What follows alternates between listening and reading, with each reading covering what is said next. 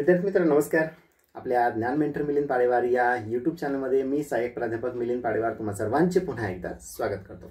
मित्रांनो आज पुन्हा एक नवीन आणि अतिशय महत्त्वाचा व्हिडिओ तुम्हा सर्वांसाठी घेऊन आलेलो आहे। जो व्हिडिओ आहे सावित्रीबाई फुले पुणे विद्यापीठाच्या पीएचडी एंट्रन्स टेस्ट 2024 च्या सेकंड राउंड संदर्भातला। हो मित्रांनो, पीएचडी ॲडमिशनच्या सेकंड राउंडच्या संदर्भात हा व्हिडिओ तुम्हा सर्वांसाठी घेऊन आलेलो आहे। व्हिडिओ फार महत्त्वाचा आहे कारण विद्यार्थी आतुरतेने वाट पाहत होते की सावित्रीबाई फुले पुणे विद्यापीठाचा सेकंड राउंड कधी सुरू होणार आहे। मित्रांनो, ती आतुरता आज संपलेली आहे कारण 1 ऑक्टोबर 2025 रोजी विद्यापीठाने एक परिपत्रक पब्लिश केलं होतं आणि त्या परिपत्रकामध्ये टाइम टेबलच त्यांनी दिलं होतं की 1 नोव्हेंबर पासून तुमचे ऑनलाईन सेंटर निवडण्याचं ऑप्शन सुरू होणार असून 10 नोव्हेंबर 2025 पर्यंत तुम्हाला सेंटर निवडण्याचं ऑप्शन सुरू राहणार आहे। त्या पद्धतीने आज 1 नोव्हेंबर आहे। आज सकाळपासूनच सेंटर निवडण्याचं ऑप्शन हे विद्यार्थ्यांच्या लॉग इन मध्ये त्यांनी सुरू केलेलं आहे। मित्रांनो, ज्यावेळेस फॉर्म भरले सेकंड राउंड संदर्भातले, त्या सेकंड राउंड संदर्भातले फॉर्म जे आहे 1 सप्टेंबर 2025 ते 10 सप्टेंबर 2025 च्या दरम्यान ते भरून घेतले होते। ओके, त्याच्यानंतर पुन्हा 3 दिवस ही डेट वाढवली आणि 13 सप्टेंबर पर्यंत हे फॉर्म भरण्यात आले। त्याच्यानंतर असं झालं की महाराष्ट्रामध्ये खूप मोठ्या प्रमाणात पाऊस आणि अतिवृष्टी झाली।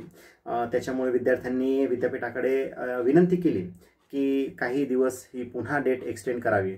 तर विद्यापीठाने काय केलं की पुन्हा 7 ऑक्टोबर 2025 रोजी पुन्हा नव्यानेच ही लिंक ओपन केली आणि 13 ऑक्टोबर 2025 पर्यंत हे तुम्हाला फॉर्म ऑनलाईन पद्धतीने भरण्यात आले। आता हे फॉर्म भरत असताना विद्यापीठाने त्याच्यामध्ये क्लिअरली मेन्शन केलं होतं की जे विद्यार्थी नव्याने नेट सेट पास झालेले आहे अशाच विद्यार्थ्यांनी सेकंड राउंडचं ऑप्शन जे आहे ते निवडायचं आहे। ओके, सगळ्यात शेवटची एक लाईन मध्ये त्यांनी सांगितलं होतं की ज्या विद्यार्थ्यांनी आधीच अप्लाय केलेला आहे, जे आधीच पेट क्वालिफाय आहेत, इंटरव्ह्यू दिला आहे पण इंटरव्ह्यूमध्ये सिलेक्शन झालेलं नाही किंवा हे इंटरव्ह्यूला गेलेच नाहीत, तर अशा विद्यार्थ्यांनी मात्र सेकंड राउंडसाठी अप्लाय करायचं नाही, ते ऑटोमॅटिकली इलिजिबल असतील असं विद्यापीठाने सांगितलं। त्याप्रमाणे जे नेट सेट क्वालिफाय झाले त्या विद्यार्थ्यांनी फॉर्म भरले, जे नेट सेट क्वालिफाय झाले नव्हते त्यांनी फॉर्म भरले नाही। ओके, आता आज दिनांक 1 नोव्हेंबर 2025 रोजी ज्यावेळेस विद्यार्थ्यांच्या लॉग इन मध्ये सेंटर निवडण्याचं ऑप्शन आलं त्यावेळी मात्र फक्त नेट सेट झालेल्या विद्यार्थ्यांच्याच लॉग इन मध्ये हे ऑप्शन दिसायला लागलो। आता ही फार गंभीर गोष्ट होती कारण मी विद्यापीठाचे जे सर्क्युलर असतात त्या सर्क्युलरच्या बेसवरच ऑथेंटिक माहिती जी आहे ती विद्यार्थ्यांना देण्याचा प्रयत्न करत असतो। याच्या आधीचा जो व्हिडिओ होता की कोणी फॉर्म भरायचा आहे सेकंड राउंडसाठी आणि कोणी फॉर्म भरायचा नाही, तर हा व्हिडिओ सुद्धा मी पब्लिश केला होता। माझ्या व्हिडिओच्या बेसवर हजारो विद्यार्थी डिपेंड आहेत की ते व्हिडिओ बघतात आणि त्या व्हिडिओनुसार ती त्यांची कार्यवाही करत असतात। तर ही फार मोठी जबाबदारी माझ्यावर सुद्धा होती की मी व्हिडिओ पब्लिश केला आणि माझ्यामुळे काहीतरी मिस्टेक झालेली आहे का, कारण जे विद्यार्थी नेट सेट आहेत त्याच विद्यार्थ्यांच्या लॉग इन मध्ये ते ऑप्शन दिसत होतं आणि जे फक्त पेट आहेत किंवा जे इंटरव्ह्यूला गेले नाहीत किंवा इंटरव्ह्यूमध्ये सिलेक्शन झालेलं नाही, तर अशा विद्यार्थ्यांच्या लॉग इन मध्ये ते सेंटर निवडण्याचं ऑप्शन येत नव्हतं। मात्र विद्यार्थी मित्रांनो, मी सकाळी 10 वाजेपासून कंटिन्यू विद्यापीठाच्या लोकांशी कॉन्टॅक्ट करण्याचा प्रयत्न करत होतो, संपर्क करण्याचा प्रयत्न करत होतो आणि फायनली 1 वाजता माझं त्यांच्याशी बोलणं झालं आणि दुपारी 2:30 वाजता सेंटर निवडण्याचं ऑप्शन जे आहे हे सगळ्या विद्यार्थ्यांच्या लॉग इन मध्ये दिसायला लागलेलं आहे। त्याच्यामुळे ही एक फार आशादायी आणि चांगली गोष्ट मला वाटली की विद्यापीठाशी जो कॉन्टॅक्ट आपण केलेला आहे त्याचं कुठेतरी फळ मिळालं आणि आता सगळ्या विद्यार्थ्यांच्या लॉग इन मध्ये हे सेंटर निवडण्याचं ऑप्शन आलेलं आहे। कारण खूप विद्यार्थी आपले व्हिडिओ बघतात आणि त्या व्हिडिओच्या बेसवरच ते निर्णय घेत असतात। तर कदाचित असं नको व्हायला की आपल्या व्हिडिओवर विश्वास ठेवून त्यांनी फॉर्म भरलाच नाही जरी ते नवे नेट सेट झाले होते तरीही, आणि त्यांचा फॉर्म किंवा त्यांचं पीएचडीचं ॲडमिशन जे आहे ते आपल्यामुळे राहू नये, त्याच्यामुळे ती फार वाईट गोष्ट मला वाटत होती। आणि कंटिन्यू मग विद्यापीठाच्या कॉन्टॅक्टमध्ये राहिल्यानंतर तो विषय त्यांच्यापर्यंत पोहोचला आणि त्यांनी लगेच अपडेट केलं। आता सगळ्यांच्या लॉग इन मध्ये हे ऑप्शन दिसणार आहे सेंटर निवडण्याचं। तर मित्रांनो, आता पुढे आपण हे बघणार आहोत की पहिले वॅकन्सी कसे चेक करायच्या आहेत आणि सेंटर कसं निवडायचं आहे हे तुम्हाला ऑनलाईन डेमोच्या माध्यमातून मी तुम्हाला दाखवणार आहे। तर तुम्ही फक्त स्टेप फॉलो करा आणि त्या पद्धतीने तुम्ही ते सेंटर निवडण्याचं ऑप्शन बघायचं आहे। तर मित्रांनो, मी जास्त वेळ न घेता आपण डायरेक्टली डेमोला सुरुवात करूया। वॅकन्सी कसे चेक करायच्या आहेत आणि सेंटर कसं निवडायचं आहे, तर चला आपण ते बघूया। विद्यार्थी मित्रांनो, सावित्रीबाई फुले पुणे विद्यापीठाच्या PhD ॲडमिशनच्या सेकंड राऊंडसाठी ॲप्लाय करण्यासाठी आपल्याला जायचं आहे गुगल क्रोम या वेब ब्राउझरला आणि या ठिकाणी सिम्पली सर्च करायचं आहे SPPU PhD ट्रॅकिंग। आता बघा, या ठिकाणी तुम्हाला पहिलीच लिंक दिसते, त्या पहिल्याच लिंकला आपल्याला क्लिक करायचं आहे। हा पुणे विद्यापीठाच्या वेबसाईटचा इंटरफेस जो आहे तो तुम्हाला या ठिकाणी दिसतोय। थोडंसं झूम करतो मी। PhD admission and tracking portal. तर PhDच्या रिलेटेड ज्या काही गोष्टी आहेत त्या सगळ्या ह्याच पोर्टलवर तुम्हाला बघायला मिळणार आहेत। तर मी या ठिकाणी सिम्पली त्याला क्लिक करतोय। हा PhDच्या संदर्भातला पोर्टल आहे। या ठिकाणीच तुम्हाला सगळ्या गोष्टी करायच्या आहेत। तर PhD एंट्रन्स या ऑप्शनला आपल्याला क्लिक करायचं आहे। आता मित्रांनो, कोणत्याही सेंटरला अप्लाय करण्याच्या आधी आपल्याला रिसर्च सेंटरला किती जागा आहेत ते बघणं गरजेचं आहे। या ठिकाणी तुम्हाला कुठेही रिसर्च सेंटर सर्च करण्याचं ऑप्शन इथे दिसत नाही आहे। तर तुम्हाला सिम्पली काय करायचं आहे की तुमच्या मोबाईलचा व्ह्यू जो आहे तो डेस्कटॉप मोड करायचा आहे।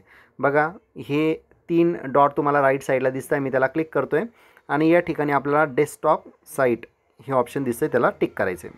आता लगेच आपल्याला search centre wise, guide wise and subject wise vacancies for PhD admission. बघा, सगळ्यात शेवटी हे ऑप्शन आपल्याला या ठिकाणी दिसतंय, पण कधी या पद्धतीने त्याचा डेस्कटॉप मोड घेतला त्यावेळेस। ओके, मोबाईल व्ह्यूमध्ये ते दिसणार नाही, त्याच्यामुळे डेस्कटॉप मोड तुम्हाला तिथं टिक करायचे।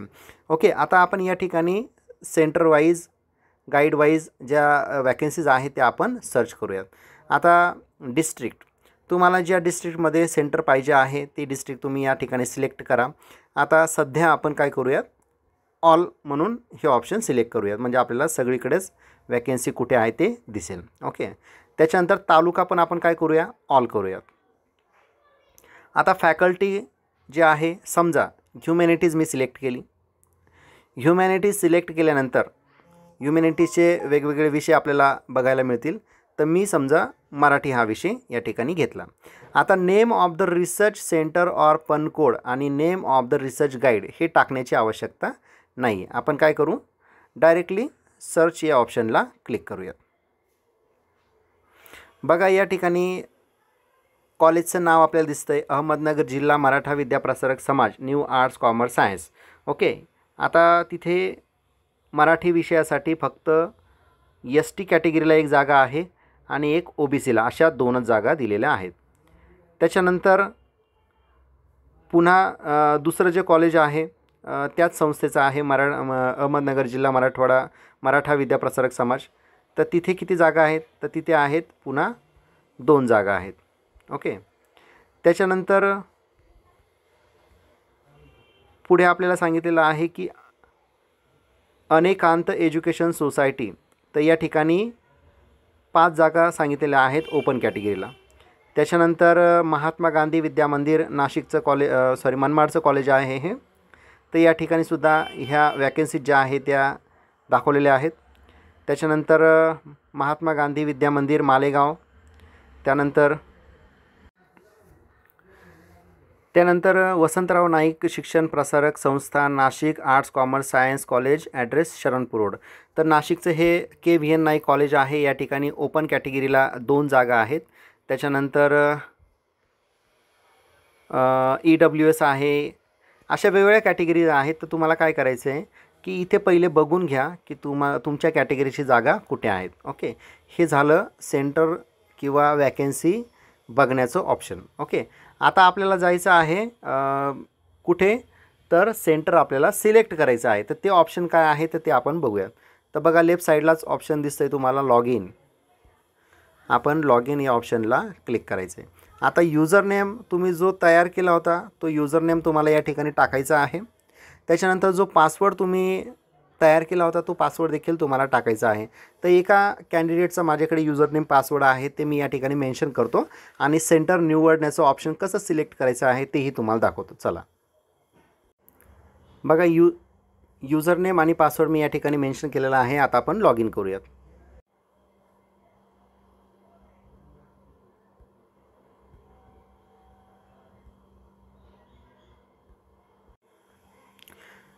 विद्यार्थी मित्रांनो, आपलं लॉग इन झालेलं आहे।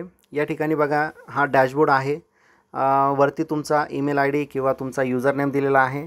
त्याच्यानंतर ॲप्लिकेशन दिलेलं आहे, ॲप्लिकेशनचा नंबर आहे, तुम्ही किती फीज भरली आहे ते दिलेलं आहे आणि चेंज रिसर्च सेंटर हे ऑप्शन तुम्हाला इथे लेफ्ट साईडला दिसतं आहे. ओके, त्याच्यानंतर तुमचा रिझल्ट जो लागला आहे त्या रिझल्टची कॉपीही तुम्हाला काढता येणार आहे आणि फॉर्म तुम्ही भरलेला आहे त्या फॉर्मची प्रिंट देखील तुम्हाला काढता येणार आहे. तर आपण सेंटर निवडायचं ऑप्शन सिलेक्ट करूयात.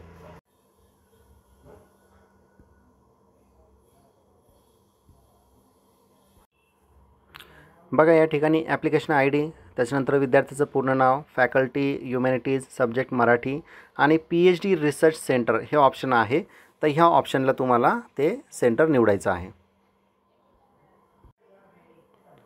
बघा सेंटर निवडायच्या ऑप्शनला आपण क्लिक केल्यानंतर आपल्याला एवढे सेंटर जे आहे ते बघायला मिळत आहे. तर याच्यापैकी ज्या ठिकाणी तुमच्या कॅटेगरीला जागा असेल तर ते ऑप्शन जे आहे ते तुम्हाला सिलेक्ट करायचं असतं, त्याचे टिक करायचं. बघा विद्यार्थी मित्रांनो, या ठिकाणी आपण सेंटर जे आहे ते निवडलेलं आहे आणि हे सेंटर निवडल्यानंतर तुम्हाला सिम्पली अपडेट या ऑप्शनला क्लिक करायचं आहे या ठिकाणी.